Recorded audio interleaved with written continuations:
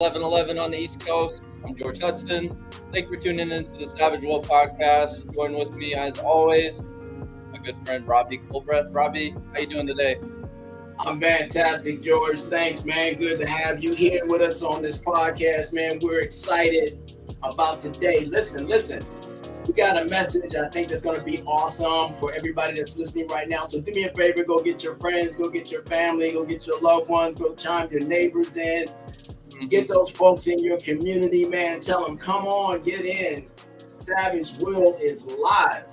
So listen, when you know there's a plan in place, your dreams are easier. And that sounds kind of interesting and almost kind of crazy in some respects. But when you have a plan and it's in place and it's something that you know that you want to do, it's something you know you want to accomplish, it's everything that's on the inside of you. It's more than a goal, it's your passion. And when it becomes your passion, now you have what's called savage birth. I call it savage birth. The reason for that is you're going to do everything that's necessary. You're going to be relentless about this part of your journey. You're going to make sure that no matter what, even though you have these goals, even though you have these aspirations, and there's some definition behind each one of them, you're going to ensure that your passion is met. So take this down. Ask and it shall be given. Seek and you shall find. Knock and it shall be open to you. So if you line that word, ask and it shall be given, first sentence, it's seek and you shall find. Next sentence, knock and it shall be open. If you look at that ASK, it says ask. So what you've got to do is ask that you get clarity for your purpose, for your design, for what your passion is, and for what you want to accomplish in this life. So what this means is you got to command your life. You got to take control over it.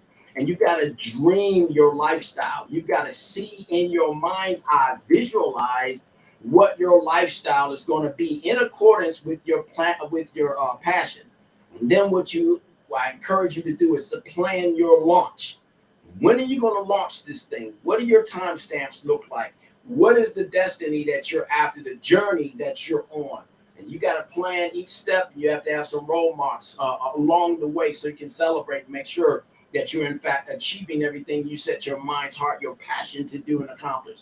And then you have to work and express your faith while you obtain it. So that means you got to commit. And so today you have permission to dream again. You have permission to commit. Give yourself that permission today. That's going to release your potential and it'll turn into power. That's going to release your power and it'll turn into perfected works.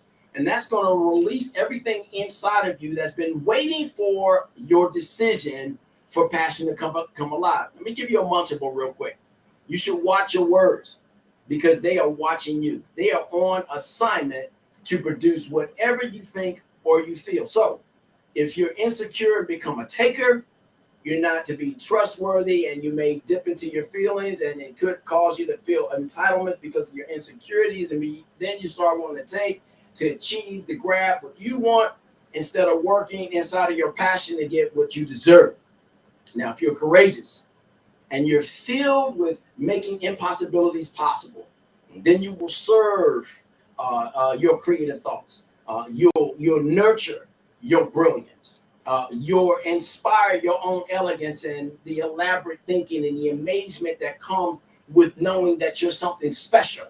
And then your supernatural will be released. And then those supreme avenues for accomplishment with the resources necessary to obtain them, they're going to come flooding in. You'll start meeting people in different places who have different skill sets and everything that's necessary to help push you, to help get you to your passion, to help get you to your purpose in life. And by the way, we do need each other, and it is going to be incumbent upon you and others to help you get there. Hey, George, jump in here, man, and give us some stuff, man. I love that. That was a lot of good points there, a lot of good takeaways. The main one is definitely having a plan. You can be the hardest worker in the world, but if you don't have a plan in place that's going to allow you to execute and get there, and we've hit on that many times, the execution portion of, effort is king, but execution's queen. And then that will take you, where you need to be in life. Some of those things that really jump out too is like, for me, I feel like incapable of doing things if I haven't practiced, if I haven't researched, if I haven't put a plan in place to, use all the tools necessary to achieve a goal. 100%. And one of those things is the saying that I hear a lot that I really like is competence is confidence. So the more you practice, the more you plan, the more you do the background research, the more you are able to, do all the prep work and all that, the more confident you feel about attacking your goal. And then so there's that, when that plan is in place and you're doing all the things you can do to put yourself in that area, you're kind of like, and you're praying about it, you're affirming it to yourself, you're eliminating disbelief, you're hacking your thought patterns, because we're more negative usually than we are positive. 100%. And then so you're just putting all the parts together to make your dream come true, and putting it all in motion and removing all the obstacles possible.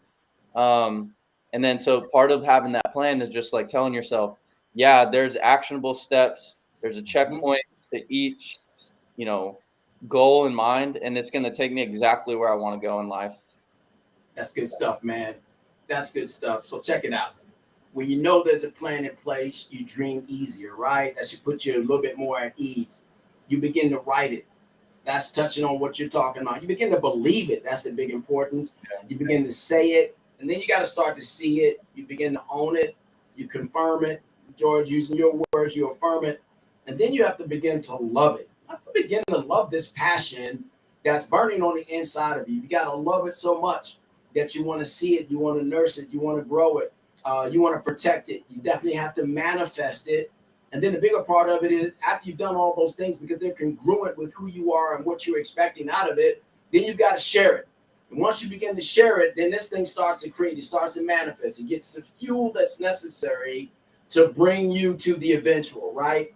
Then you begin to rejoice. You begin to rejoice in the fact, especially in the fact that you are a change agent, an agent of impact, and it began with you. I remember this story. Arthur Lance Secretan, he wrote this book called The One, The Art and the Practice of Conscious Leadership. I met him at a leadership training at one of my former places of business. And in one of the chapters of his book, he speaks of a friend who knew Mother Teresa, and explained that everyone associated with her had no doubt about what she stood for. She was congruent with her passion, congruent with everything she stood for. She was authentic. It was always the way she showed up. That's how she lived her life. She showed up. That's how she gave her gifts and contributed her energy to the world. All of her actions and communication arose directly from her authenticity. She said the loving heart is the source of inspiration. One day she was cleaning the house of this elderly man. He was washing his clothes, cleaning his house, and she found a beautiful, dusty old lamp, and had been used or lit for many, many years. And so she asked him, she said, "Don't you like the lamp? Don't you use it?" And he said, no one comes to see me. I have no need to light it. What would I light it for? So Mother Teresa asked him, would he light it daily for the sisters if they visited every night? Of course, he replied, and so the sisters began to visit him every evening, and each day they cleaned the lamp and they lit it. So 2 years later, having forgot about this incident, Mother Teresa received a letter from that same elderly man. And he said, "Tell my friend that the light she lit in my life continues to shine still." That's what it read. And so a loving heart is the source of inspiration. And when you have a plan in place, your dreams can become easier. Her plan was to serve all mankind as unto the Lord. Her plan was to let her light shine. Her plan was to glorify God by doing great works for other people selflessly. And even so, in her eyes, as her eyes grew dim and she was ready to pass on, she left that legacy, this legacy of authenticity that burns on the inside of her heart, or burned on the inside of her heart. This is what her passion was. So in other words, she became congruent with her passion, and her plan became life itself, and her plan became what people actually saw, whatever people was able to resonate with. And this is what we're really driving at right now in Savage Will. What is that passion that you're prepared to commit your life's journey to and become that thing? You become that one, and you begin to lead and practice who you are, what you're all about, in your authentic self. And so that when anyone sees you, this is what they're going to know about you. If anyone sees me, they're going to know I'm going to motivate. They're going to know I'm pushing towards helping somebody unlock, unpack, and get unhinged from and untethered from things that have held them back heretofore and stop them from their journey. George, please jump in here, make some things happen, dude. It's kind of funny. I always bring up things that like I talk about with my team and friends during the week. I feel like I always have these common conversations. Like if I'm talking about it with my dad, I'm talking about it with my friend, I'm talking about it with my roommate, I'm talking about it with, work team and so forth. So it's like, these are the things kind of I look at it as like, maybe I'm supposed to learn right now in life. I'm reading about it. It's just coming in from all angles. Like I see it on social media. It's almost like it finds me, or I see it and I find it. And one of those things is we were talking about eliminating negativity, 100%. and because there's always something to complain about, and the thing is, we can sit here and focus on all the negativity in the world, all the negativity of our situation, why we're not where we think we deserve to be, and all these other things. But if we just sit here and look at the positive, we welcome more positivity in. And that gratitude goes a long way, because you're almost what you're saying to the world and to God by sitting here focusing on the negativity. It's like that's what you focus on, so that's what you want almost. And one of the big things, I'm not sure if I know you're familiar with Tesla, but one of the sayings he said was, we have a receiver in our brain, and we're like a magnet. So whatever we focus on, whatever we attach ourselves to, we almost become that. And it's like that with anything. You want to be a cop, you're going to go do the training. You're going to surround yourself with the people who are police officers. You're going to go run the mile often. So when they test you for the mile and then the push-ups and the sit-ups and all those other things, you're going to be ready to do that. So you're going to do the things necessary to become that. You're going to think like a cop. You're going to study, the playbook or the handbook or whatever they give you. And then you're going to become it before you are it, So one of those things with deleting negativity, it's not that it doesn't exist. And it's like when people, I always bring this up too, is like on the 4th of July, I saw all these people posting 25 reasons you shouldn't celebrate the United States. And I'm like, well, by celebrating the United States, you're not automatically saying we're perfect. There's nothing wrong with us. We're the best. And we're perfect, and we're just going to keep on doing what we're doing, not changing anything and that sort of thing. But no, it's like, despite all the negativity, we're still going to take some time and celebrate the good things in life. We're still going to celebrate, the wins, the work wins, despite COVID, despite all the negativity, we have all these blessings to be thankful for. And I really think gratitude is the start, and then creating that plan, because gratitude is really going to come into play when you face those obstacles, because those obstacles are going to make you want to complain. They're going to make you want to quit. They're going to make you be like, no, this is stupid. It's much easier to quit. It's much easier to do what's easy. And I'd be lying if I didn't have, those thoughts and ideas when we were trying to start a podcast. I was like, man, I don't know how to work this restream. I don't know how to do this. There's always that negative mindset and those negative thoughts that can creep in. And if you don't tell it to shut up, it's going to take over. If you don't have like a strategy to like cancel that out of your mind, it really is going to take over, and you're going to feed that monster. And it really is just it's like a little hell to be in, Well, when you feed that. When you feed that what? You still there?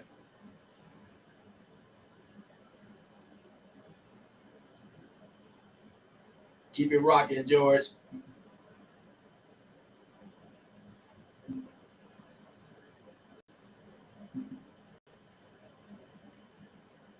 Hey, we just had a little bit of technical difficulty. We getting ready to get back into this thing, man. We right there. You still there, George? We're back. Yeah, pull me out of one of these. Can you hear me? Yeah, we're back. All right, man. I got an echo going on here. I'll pick you out. All right. We better? Yeah. Sorry about that, guys. Just to wrap up what I was saying, when you feed that negativity, when you feed that monster, it's really like an own personal hell that you're stuck in. You know, you keep that feedback loop. You say, this is okay. You know, I'm going to keep looking at the negative side, the glass half empty side of life. And it really is just a downward spiral. And you have the control of whether or not you want to continue that downward spiral or you want to break that loop and just start to spiral upward for the better, you know? And you have to have strategies and exercises and positive self-talk. And that plan, that's where that plan comes into place of, you know, when there's that plan in action and you have it verified, it's a proven system that's going to take you where you need and want to go and give you the results that you want in life, then that's where that confidence steps in. And you're like, no, I'm not going to feed the negativity because I have this really good plan and it's been proven and tested. And I trust myself to do the things necessary to create a good plan and platform for myself to succeed in life. And then, you know, you just can't let that negativity brew and continue to take over. We're going to tag, high five, tag out. So check this out. I'm digging 100% what you're saying. So let's hit the groundwork, right? About 30 years ago, so I'm dating myself, right? I started to compile these different things for this podcast. So this podcast is minimally about 35 years old, right? Minimally. So everybody, I just dated myself, right? But it's about 35 years old because I started to see some patterns. I started to see places to fuel what we're doing today, right? And I started writing them down. And so I got these notes, thousands of different notes, thousands of different imparts, right? And I said, one day I'm going to write this book. And then one day I'm not only going to write the book, but I'm also going to get this podcast going, get this thing happening, make it work, right? And so I started putting those pieces in place and start writing those things down and start bouncing these things off of different people that are accomplished, different people that have achieved certain things in their lives, certain levels of success, and it became mentors for me.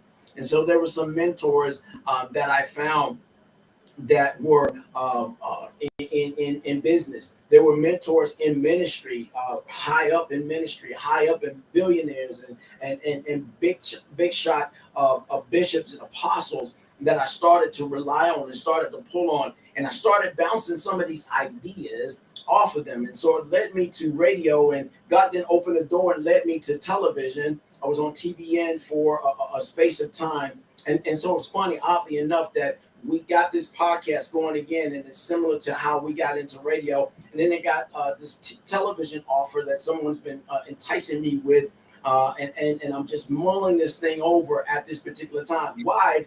Because it's congruent with the messaging. Is what I've been wanting to do, is what now we're doing. And so I end up saying, okay, I'm ready to launch this. I made myself accountable to a specific person that's in business, and I said, listen, two people, actually, it's a husband and wife couple, and I said, listen, I'm getting ready to launch this podcast, and I gave a date and a timestamp. This has been my passion. It's been my passion, so I'm launch this timestamp. So when I did that, I went ahead and I said, okay, this is going to get done. So I went to this conference, Peak Conference, in Vegas, and this is where I met George. And I said, well, Lord, I need somebody that can help me with the production and somebody that can help me and some of this technical side, because you've given me messaging. You told me what you want me to say to unlock some folks. And so I want this to go off, and I want it to work. And so I just left it alone, literally left it alone. But this is my passion. It's been burning. I put a date and a timestamp on it. My passion is now overriding my planning.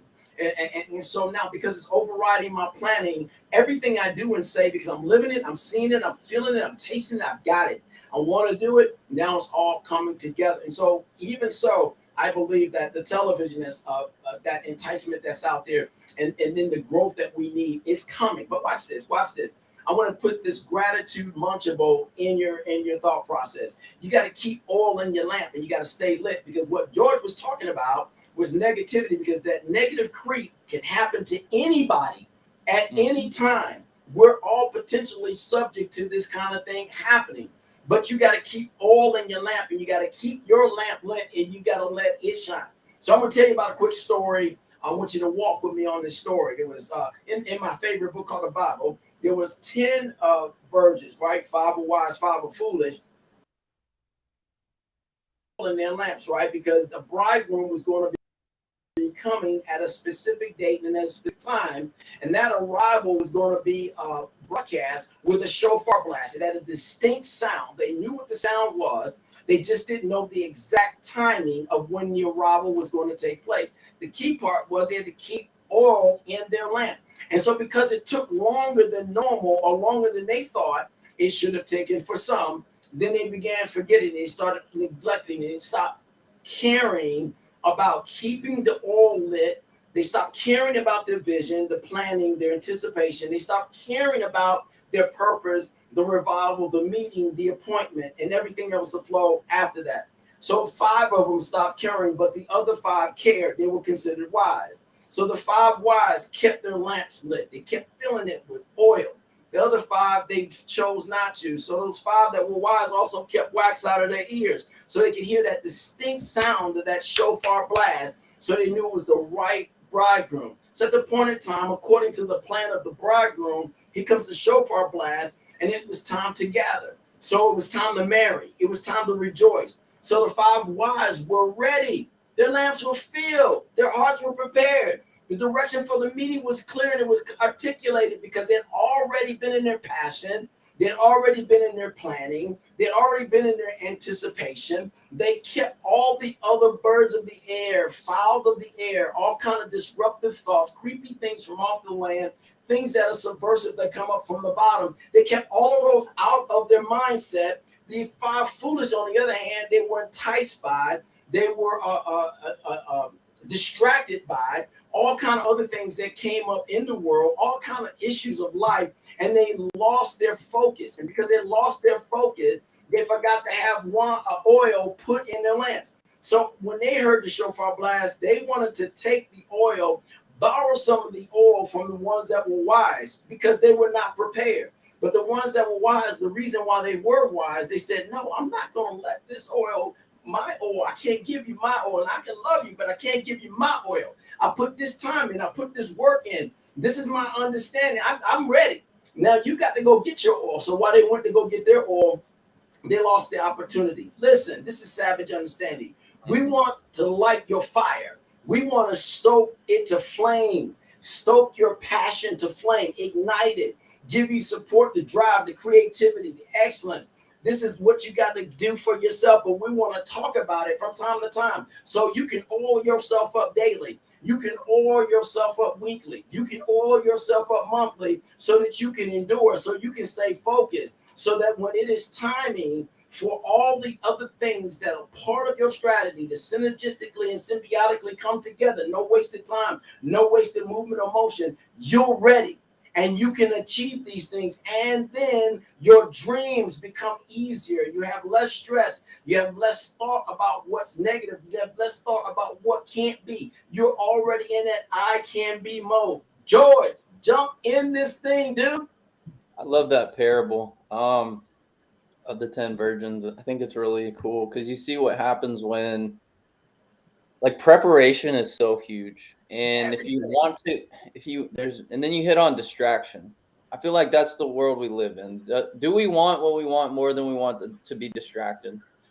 And that, I think, is ultimately what it boils down to whenever you're trying to set goals and have hopes and dreams. Is, we hit it on last episode, but there's just so much distraction, whether it's political, whether it's Netflix, whether it's Instagram, whether it's what Sally Sue is doing down the street. I mean, there's just, because we're so connected, you know, it just, there's so much room for distraction and so little time for goals and dreams nowadays. And it's a wonder why so many people are upset and disappointed and, Oh yeah. out protesting, out, like, yeah, I get like fight for what you believe, but like I think if people just had their head down and were pursuing their hopes and dreams, like they'd have a lot less to be unhappy about, because they're feeding that dopamine, that reward system loop, because they're out there achieving their goals, they're out there, you know,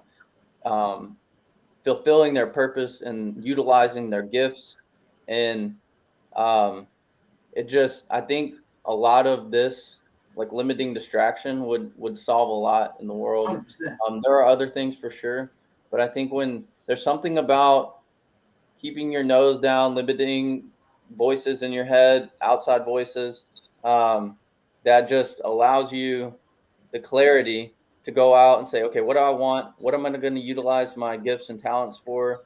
What are my gifts and talents? It's that reflection that we've talked about kind of in the beginning episodes. Is you have to have some sort of isolation, Oh to yeah. be alone, to reflect, to pray, to meditate, to affirm yourself, to affirm what you don't like about yourself, to be like, okay, here's what I don't like, here's how I can change it, and here's the plan to do that. Or here's the things that are in the way of you know that I don't like about myself that's keeping me from where I want to be, the obstacles that I have to eliminate. Because a lot of times we don't have to become someone, we have to remove what we're doing, to uncover it. We have to unlearn to then relearn. Unpack. um You so got to unpack. you have to unpack it, and you have to limit that distraction. Honestly, I set timers on my Instagram and set timers on other apps on my phone. And I'm like, have I read today? Well, if the answer is no, I'm going to set a timer right now for 15 Right minutes. now. Nothing else in the world exists. And I'm going to read for 15 minutes. And what happens usually is the timer will go off at 15 minutes and I'll be like, I could read a couple more pages. This is cool, And then I don't worry about Instagram or texting as much or what people in other places are doing. I'm right where my feet are. I'm focused on what I'm doing, and when you start to do that more, I think you start to enjoy the work, like we were saying, Yeah. and you enjoy the enjoyment of the work supersedes the feeling of the result. Hey And man, go ahead. yeah, so those people that achieve so much, I literally said this in the last episode, they enjoy the work. The man who enjoys the Put your work work in. will do more than the guy who loves the destination. Dude, let me give you a daytime oil munchable because I love what you were just dropping just now. Our speech reflects the images in our hearts, our dreams, our plans, and whatever we say sows our future crop. We got to be careful what we think about, right? And so this is why, look, I'm going to let you in right over here. I don't know if you can see that whiteboard right there? You see that clock next to it? That whiteboard right there and that clock, that's my board. That's got my information on there about who I am, what I'm all about, this, that, and the other, what I'm going to achieve, where I'm investing my time, my energy, what my dream, my passion is right there for me to look at it 100% every single day. That is everything, including business, that's including ministry, that's including health and wealth. Man, so you got to write this stuff down and you got to become passionate about it and have it somewhere where you can reflect on it and start speaking those things. Why? Because you got a garden. It's the garden of your mind, the future crop of your destiny, the future crop of your journey is locked up in your words. And what you're sowing from your words, that's your actual oil. And if you're not reading and getting fresh oil, if you're not proclaiming fresh oil over your life, you're hurting your own growth process. So no longer be conformed to the pattern of this world. It's just information, but no oil. But be transformed by the renewing of your mind, fresh oil daily as it is needed. And then you'll be able to test and approve what God's perfect will and plan is for your life. What's pleasing, what's perfect. Man, this is good stuff. Then the omniscience, the omnificence of God, the creative transformation power that all of us have resonant on the inside. This power can help you produce, process, while you're meditating, produce while you're dreaming, kind of give you instructions on how you need to write out your passion, how you need to believe for it, how it needs to be fueled daily, and so that you don't lose heart. And through this outward expression of yourself, this outward speaking things into existence, and fertilization of this by your words, man, then inwardly you're going to start being renewed day by day. Your fresh oil, the things that you're saying, the things that you're doing, it's going to renew you. You're going to get fresh fire. You'll start to dream again. You'll start to live now. And guess what? It'll replace all those old patterns and words that don't help, that don't serve you. Matter of fact, I want to just let you know this. There's some things in our lives. There's some words in our lives. There's some people in our lives. There's some relationships in our life. They no longer serve us. Mm-hmm. When we were in negativity, we had them in our lives because they served us. Now that we're in sowing for our passion, they don't serve us. And so you've got to be wise enough to know where to cut certain things off in your life and start a new wealth and abundance marker. Things that need to be said, how they need to be said for you in order to grow and to become that person. Now, this is the last mantra I'm going to give you real quick. You got to choose to be the master of your destiny. I think I shared this once before. That's the first law of wealth and abundance. Any person can have a plentiful supply of money, success, love, with transformation. However, you have to correct your thinking and remove your old crowd. So you got a crowd up there that's given us or has served us with all kind of old data. And that cloud has been darkened from reasoning, and it's developed a personal COVID for us. Remove it. You're no longer interested in this madness. You're interested in improving your lot in life. In fact, that's the question. Are you interested in improving your lot in life? Do you want to provide for yourself, your family, and enjoy more of life's abundances? This is what this is about. When you get to that place, then the way to your wealth, the way to what you want to do, is going to grow just like a tree. George, jump in this, baby. We're going to go back and forth on this one, man. Yeah. There's so many good points here. I think one of the big things I think about is I think it was right after I graduated college, not aging myself as much. It was about 5 years ago. And I graduated pre-med. I didn't know what I wanted to do. I applied to go to an alternative medical school in Seattle. I got accepted, all these other things. I went and visited, and it just didn't feel right. And then I got to this, I wouldn't say existential crisis, but I was at a crossroads. I didn't know what I wanted to do in life. I had a lot of passions, but I was lacking execution. I was lacking discipline. I was lacking, confidence to pursue my dreams. And I was just kind of in a low point. And I remember almost every night, I had just gotten out of a relationship that was long-term. So I had a lot of alone time, a lot of time to reflect, a lot of, I didn't have like a go-to friend group, and it was probably one of the best periods of time in my life, even though it wasn't the easiest. And I just remember almost every night, like praying and thinking about how I could be passionate and on fire for life, to be confident, to be happy and truly enjoy whatever I'm doing, whatever the result was. It didn't necessarily mean money. It didn't necessarily mean, having all these things or, having the perfect relationship but I just wanted to be happy and be passionate and just be on fire. Like I felt very lethargic, very apathetic, very, just blah about life. So almost every night I was writing about it. I was reading about it. I was like, how can I become passionate? Like I see these people living life and I'm like, how do I feel the way they feel? Or how do I think the way they think, to where they just look like they're on fire and passionate about life? And they all went through it.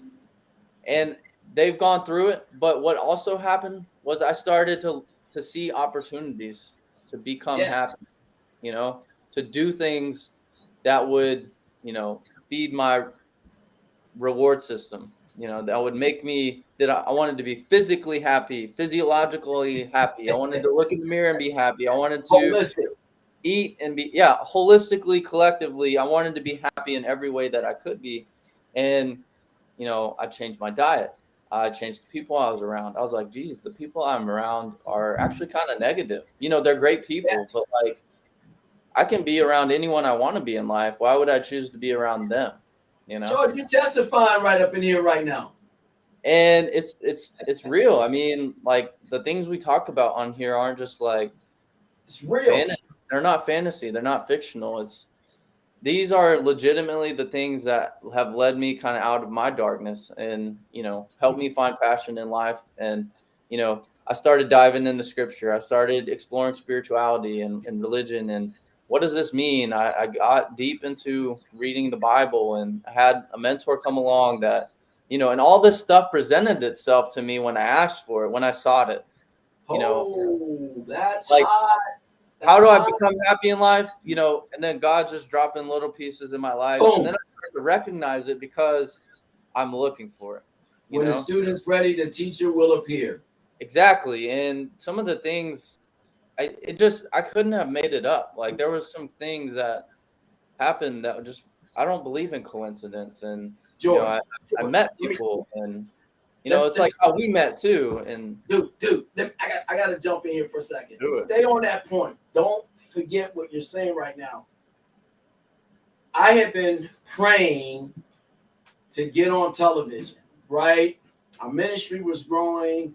God was doing some amazing things. Our homeless outreach was incredible. Our inward outreach was incredible.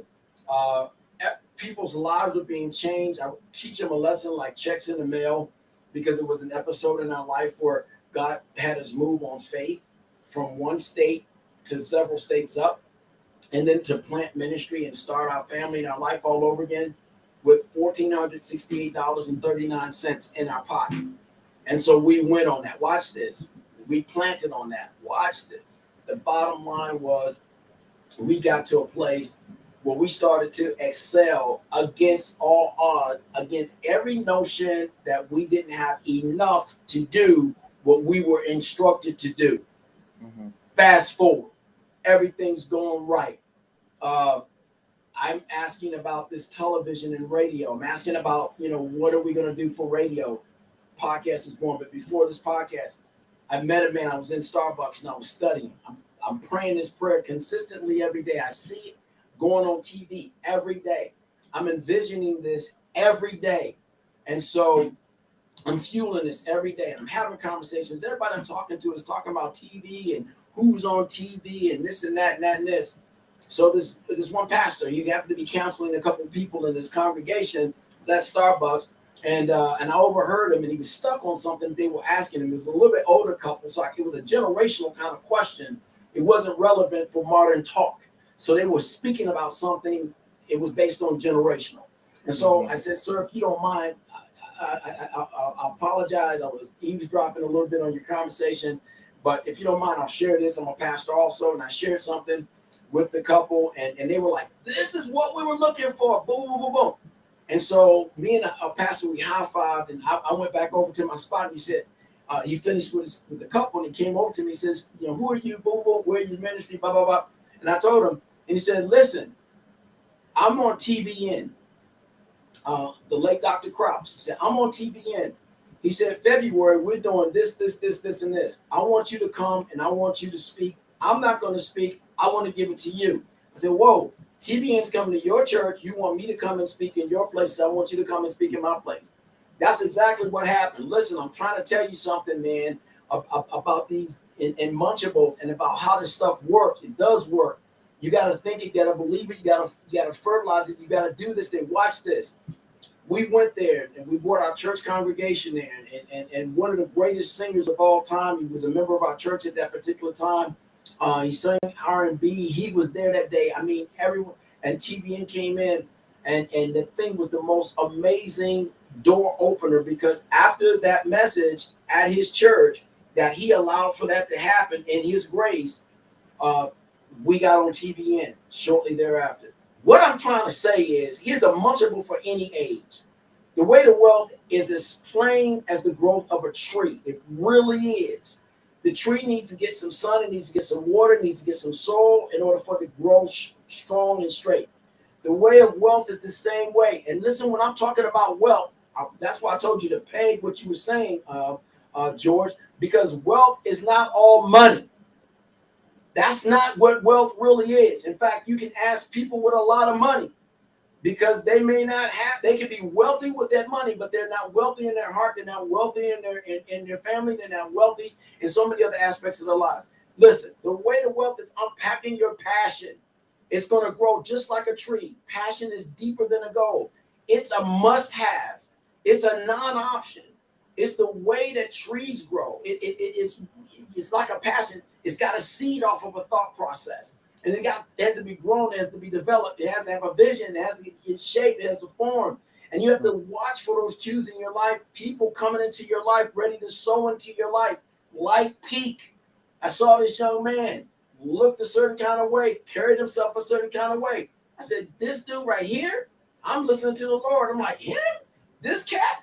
I don't know, Lord. I don't know. And we start talking, and then I said, okay, this is part of this process. I'm going to talk to him, and I'm going to share with him what God put in my heart. And if he says yes, that's the oil. And we're going to start this podcast. It was right after I told and made myself accountable to 2 business people that I was going to launch at a specific time. I meet you, dude. And now we're doing this podcast. This is great stuff. Light them up, baby. I know it's like the things that were attractive, I'm sure in your mind when you saw me that I was passionate about, like me 5 years ago, that would have never happened. You would have met me. That's just another guy. Cool. Nice. Great to meet him. Next, but in the development of becoming who I am, it took hours of reading, hours of personal growth, hours of praying, hours of taking care of my body, hours of, developing a work ethic, developing work habits, planning, everything you're doing is going into your goal, and you got to look at it like that. Like how you do one thing is how you do everything. And I hear that a lot of times, and it's so true. It's like, you can't really half-ass a lot in life and expect great results. For lack of a better word, and sometimes you just have to get gritty about it, and like, I'm going to clean my dishes. I'm like, the way I clean my dishes, the way I clean my room, if I make my bed in the morning, all those things go into the way you do everything, 100%. And then, if you're one that doesn't clean, developing the habit of cleaning is hard, right? But once you develop that habit, it's nothing. You're now it's in your programming, like you do it. It's just rhythm, it's routine, and then you're able to devote that energy. Now that I have a clean work environment, now that I have a clean room, now I have clean thoughts. Like they literally say, if you're feeling down, if you're feeling depressed or low, like do some cleaning. Or if you physically don't feel well, physically clean the house and you'll physically feel better. I wasn't feeling too great yesterday. So what I do, I picked up the vacuum, I mopped. No one's above cleaning. And there's some just real easy benefit. Like nothing feels better than clean sheets. 100%. And so it's like developing those monotonous tasks and start getting those easy wins. And, it's just going to feed into everything you do. Right. Dude, I got 8 munchable bites. 8 munchable bites. Write that down. 8 munchable bites. Check it out. Number 1, you must take control of your life. You must take control of your life. Number 2, you must make a decision to succeed, to be healthy, and to be wealthy, and to bring it into your passion bucket. Number 3, you must make your choices so that they can become the seedlings of your future tree of wealth. You must make your choices so they can become the seedlings of your future tree of wealth. Listen, that tree takes time to grow. Whatever you're seeding right now is going to take time to grow. So number 4, you must overcome your fears, your doubts, your false judgments, your thefts, your entitlements, your ignorance. You're responsible for overcoming them with positive affirmation, with positive reading, with mentors that help lead and guide you. Number 5, you must choose your destiny and fuel it. Light it up. Review it daily. See it, believe it, speak it, love it, practice it, manifest it, build it, treasure it. This is your responsibility. Number 6, you must chart your own course. Write your own books. Quote your own stuff. Choose your own destiny. You must do this. It's something genius in each and every one of us, and you've got to trust that. The genius that's in somebody else is because somebody unlocked them, and then all the good that was in them, they started writing it out. Now we're the benefactors of the good that was in them, but they intend for something greater to come out of us. They don't intend for us to stay backwards and always just have to have their material. They want us to produce material to help unlock other people. Number 7, you must rise above your self-imposed limitations. It ain't the devil. It ain't circumstances and situations. It's you. You must rise above your self-imposed limitations. And number 8, munchable bite. Make a firm resolve to master. Firm resolve to master your own destiny. Plan your future. Put your timestamps. Put your markers. Build your rewards. Celebrate those milestones. Put your work in and enjoy the process. Love the process. Grow and learn in the process. But the key part, arrive. You've got to arrive. Do not abort. You must arrive. George, drop it. Yeah. So one thing, if you don't know where you want to be in 5 years, then you're already there. And that's such a simple quote. It's a very well-known quote, but it's so true. Like if you're not planning, if you're not, taking those steps, questioning who you are and what you want to do and why you want to be, and what's the game plan to achieve what you want. It's hard to do it without a plan. I don't know anyone that becomes great without a plan, whether it's an athlete, whether it's a scientist, whether it's, an entrepreneur. You just can't do it.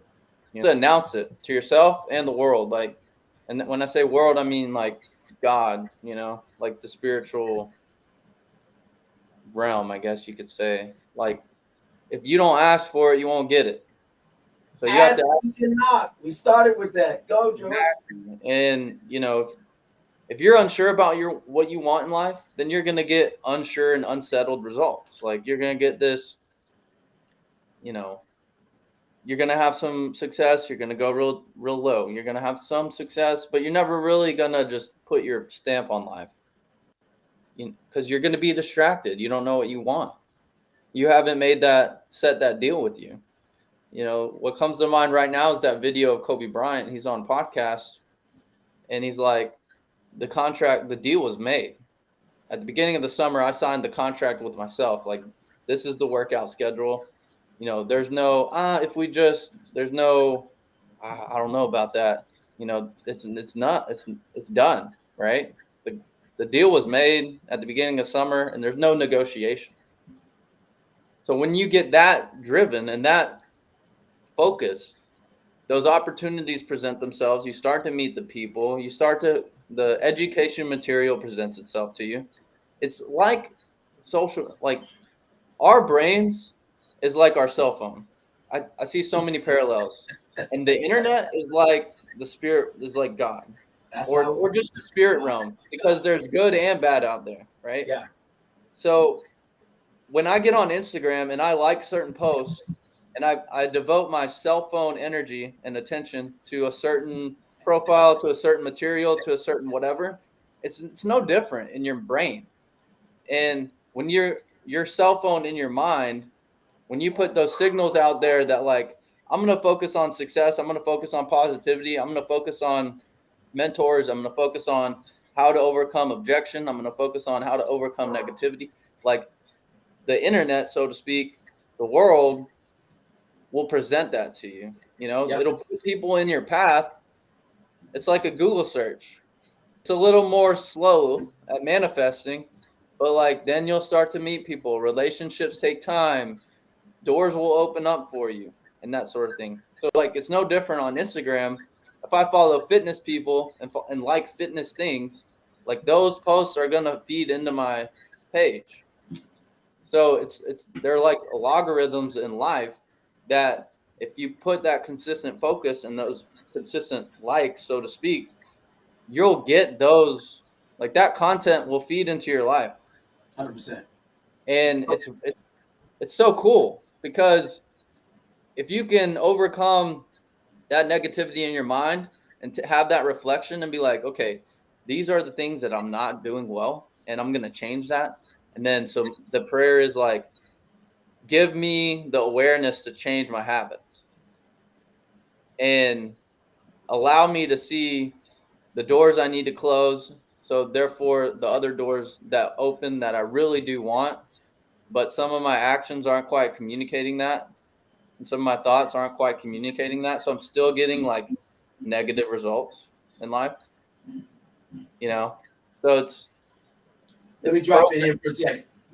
I'm digging where you're going with this, and it's really powerful. This is right at the beginning of this episode. We said, "Ask, and it shall be given; seek, and you shall find; knock, and the door shall be open to you." For everyone who asks, it'll be given to them, and everyone who seeks actually finds, and everyone who knocks at that door, it'll actually be open to you. I just really finished listening to him, just dialed in everything you were saying.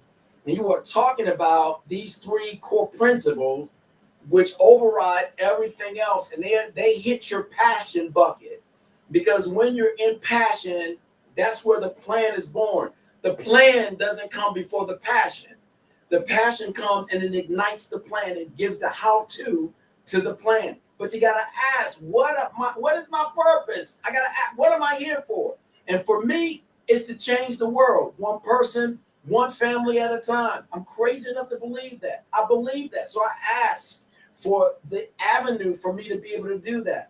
I seek out for the instructions. I knock for doors to be open, and that's everything that I've been doing, and I'm hoping God to continue to clarify my life. So much so that I was watching this thing the other day, this ministry opportunity, and before I even got finished with it, I said, Lord, I haven't been out internationally in a while. I haven't done any international church planting or anything else for a while. You know, what's going on here? And so I just left it alone. I didn't go to mess with it anymore, but I asked about it. And so as soon as I finished asking about it, a message had already been sent.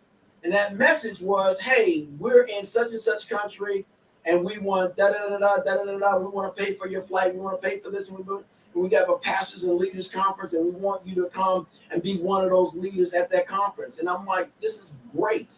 You know what I mean? And it answered some questions for me. So here's what I want to do. I want to take a couple minutes, and I want to give 11 munchable ideas to take us home. And then, George, I want you to jump back in here. 11 munchable ideas. This is Savage World 11, but here's 11 munchable ideas. Choose abundance, not poverty. You have a choice. You choose abundance and not poverty. And that's for every aspect of your life. Ask for it. Ask for clarity on what's poverty in your life. Find it. Don't explain it. Don't try to justify it. It's poverty. Get rid of it. And then ask for abundance to replace it. Number 2, plant thought seeds of prosperity. Thought seeds of prosperity. I'm losing 8 pounds on my chest. I'm losing 8 pounds on my back. I'm losing 8 pounds around my waist and my lower back, my hips and thighs. Man, speak those things. That's prosperity for me because it doesn't weigh me down any longer. But those are things that I speak throughout the course of the day.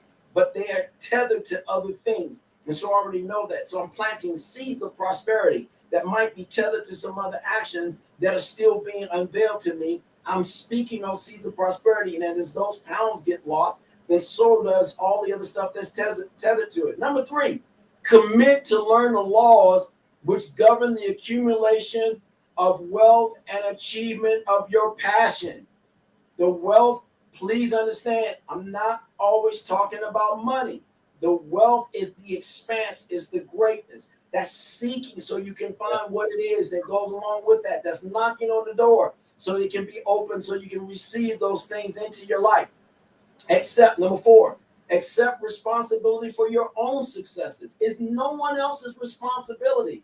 Yes, it is imperative that somebody else gets involved to help you win. I'm a firm believer we can't win all the way without having somebody that has won at some aspect of their life get involved in our lives. But you've got to accept the responsibility of your own successes. And if you don't succeed, they didn't fail. There's some part that is being uncovered that's still moving you forward. But you're responsible for your own successes. Number 5, stop blaming circumstances, conditions, and other people. That's wasted time. That's wasted energy.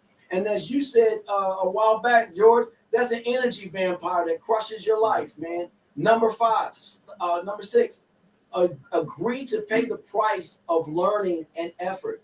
Agree to pay the price. If it's in books, if it's in conferences, if it's going to coffee with somebody to learn what you need to know, pay the price. Number 7, resolve not to defeat to be accepted as failure. Resolve not to allow temporary defeat to be accepted as failure.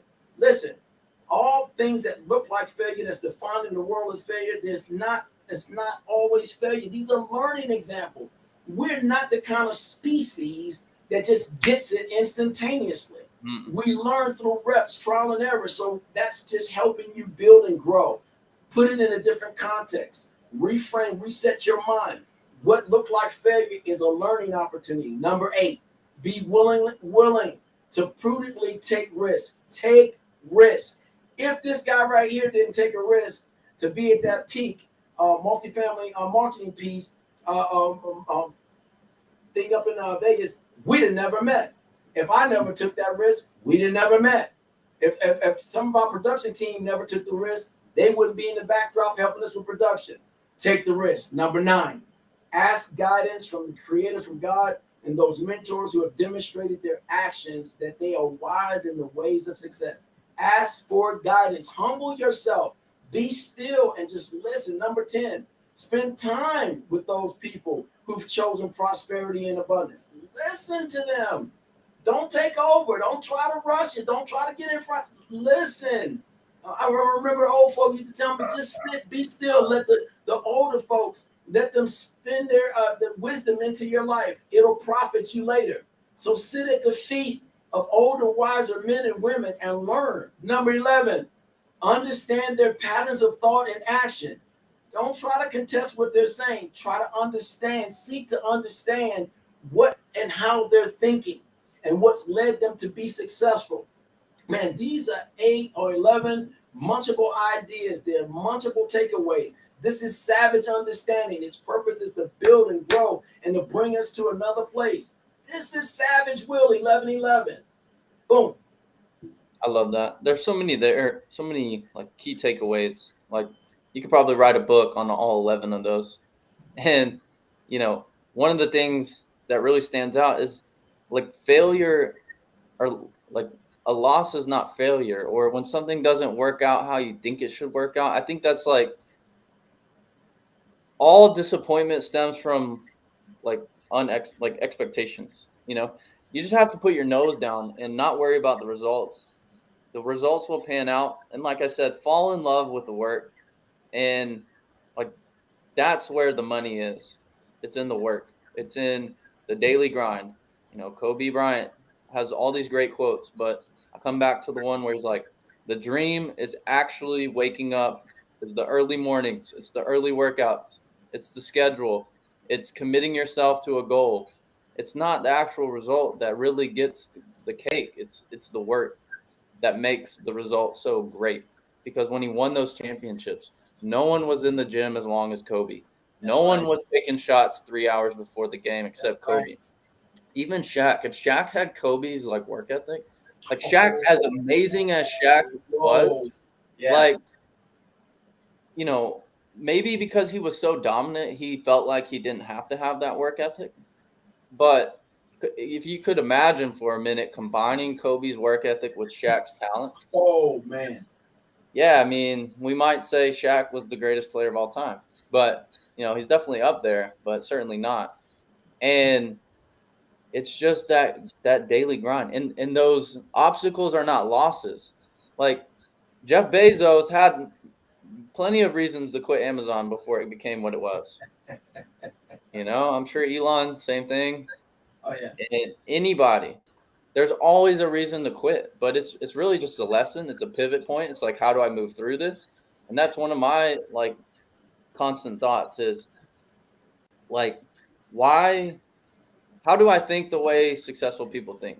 You know, and if a successful person got to where they're at and they never faced trials and tribulations, then I don't know that I necessarily would want to be that. That I don't determine that success, right? So how do I adopt the thinking of a successful person in the field or in the skill or in the trade that I'm trying to pursue? How do I meet that person? How do I present myself as not a waste of time, a respectable candidate, that someone they can bring under their wing, that they're interested in, that they can look at me as a mentee and them as a mentor, and that I bring value to the table, enough value for them to give me their time. Like those are the kind of questions that really get the ball rolling. Is like, Let me hit you with a nugget on that, and write yeah, this one down, George. This is mystical because I heard you talking about the spiritual, but I'm really serious about this. I'm sharing this from real stuff in my life. HFIG, HFIG. Have faith in God. Watch this. One of my mentors, his name is Les Brown, the Les Brown. I've been listening to his tape series for years, and I've always been motivated. I'm at this church. We just moved to Arizona 15 years ago. It's probably in about that first 3 years we were here, and we were at this church before we planted, and he was the guest speaker.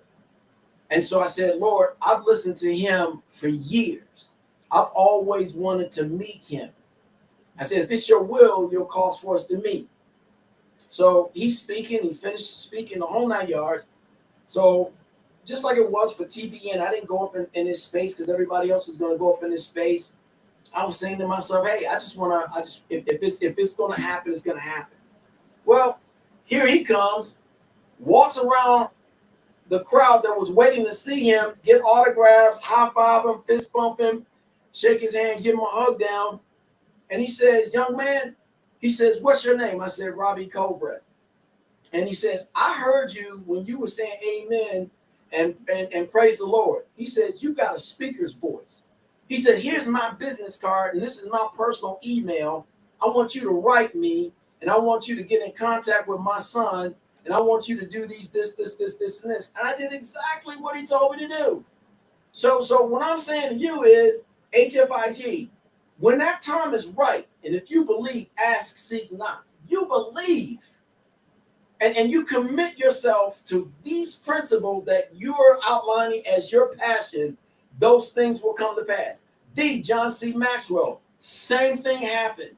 The exact the author of the one, Mr. Secretan, same thing happened. I read the books and I said, I want to meet these guys. I want to touch that wisdom. I want to touch who they are and what they, why they were able to realize and share the things that they've shared. I want to know them. Signed autograph books. D. Jeffrey Gitomer. All I did was ask that I had the privilege to meet him, be able to sit at their feet and hear their wisdom directly, be able to take from that treasury of wisdom and put it in the bank of Robbie for the appointed time when it's supposed to come out of my life. And so there are others like that I can make that claim to as well. And I only say it because I asked. I sought after it. I was knocking for that understanding. And they came into my life and other people as well to bless me. So I'm telling you, in the mystical part that you're talking about, in the spiritual part that you're talking about, that's a very active community. And if you believe strong enough and you agree with your passion deep enough, then the plan will start to materialize. You'll meet those people and it'll be a game changer in your life. And what they give you will serve you later on at the appointed time. Because passion will give you the plan, it'll give you the purpose, and it'll give you the commitment to get where you got to go. George, jump in there. One of my biggest pet peeves, and I don't really have pet peeves, but like if I had to have one, is when people say that's the luckiest guy I know, or you're so lucky. Like, I wish I was you. You know what? I'm just like, there is no such thing as luck. Luck is when opportunity meets preparation, you know, or preparation meets opportunity. You know, what they see is just the result. What they see is Steph Curry winning an MVP. They don't see the 20 plus years of preparation, the 5,000 3-point shots that he's put up from every spot on the court, you know, the perfection of his, you know, form, the workouts in the weight room because he put on weight. They don't see that, you know, and in the real world, like, they don't see the books that people read. They don't see the early mornings that you do when you get up. They don't see your evening routine. They don't see your prayer and, you know, goal setting. They don't see that. So when they see your results, they're just like, oh, it must be nice, you know. They're so lucky. But you And put it's that almost work. like when you say that, you're putting it out there that you can't go and get that too, right? Like, and that's where, like, having more of an abundant mentality would be more ideal than more of the famine mentality. Is we can all succeed. There's enough out there for everyone, right? Oh, yeah. So it's not me versus you, it's me versus me, right? So when you have that mentality, it takes the pressure away, and then you're just like, all right, I got to do the internal work. I don't need to worry about mom, dad, brother, sister, what their thoughts are. You know, I just ask them to respect my journey, you know, and if I have a work ethic and an attitude and I'm that's respectable and that I'm happy, like, that's all I can say is, look, I'm happy.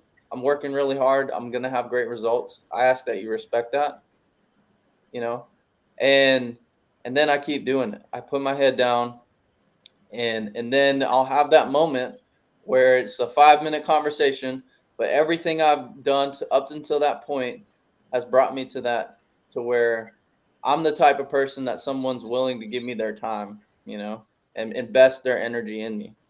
And it's the more early mornings, it's the reading, it's the prayers, it's the affirmation, it's the meditation, it's adopting a desire and ability to love people and help in any way that I can, because it's ultimately not about the ego. It's more of like, if I can serve a purpose, I will, and It is. I Can can I say serve this? a purpose no matter what. It is about the ego. Is arresting the ego and making it bow down, making it be still. Because when these people invite you into this space, it's because they can see it on you. They can see your passion on you. They can see the congruence in how you walk, how you carry yourself. It's not about how fancy you dress or none of that. They can see it. And they can see that you're authentic. Mother Teresa, that was the example. They saw that her life was authentic. People can see, sense, and understand authenticity in a person. They know if they meet that person, they know that that person is going to be exactly what they thought they would be. So with this, I want to share this. What is your passion? I want to just ask a series of questions for everybody in the audience. What is your passion? What all do you give it? What praise do you affirm it with? What visions do you have to shape it? How much sun do you allow it to have? That's good thoughts, positive thoughts. How do you construct your rainy day? Right? Are they floods and disaster, or are they nourishing to help it grow? And how do you fertilize your dream, your great dreams? What do you say to them every day? What does your oil supply look like? Is your lamp lit, or do you not see your way? Or do you want someone else's oil to get their stuff? What are you built for? This is what this is all about. This is this part of this savage journey that we want everybody to lay hold to. Because when you know there's a plan in place, your dreams are easier. And it's never too late unless you choose it to be. Savage Will out. Yeah. Just about the plan.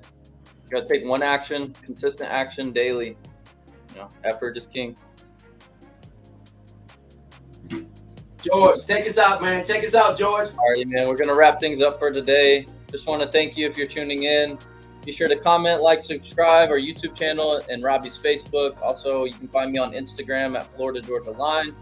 Next week, we'll have the Savage Will Instagram up as well. If this touched you, if you feel like you resonated with the episode, please share this with 3 friends. We'd be very thankful. We're just trying to get this out. Also, if you have any constructive feedback or a topic you'd love to see us address, feel free to comment that in the comment section or shoot us an email at savagewill1111@gmail.com, and we'll be more than happy to get that in an episode. We've got a lot of things coming. We're going to have some guests on here in some of the coming episodes. We're getting all that scheduled and fired up for it. We appreciate you tuning in. And Savage Will is out for today. We'll see you next week at 11:11 on the East Coast. Subscribe. Thank you, guys.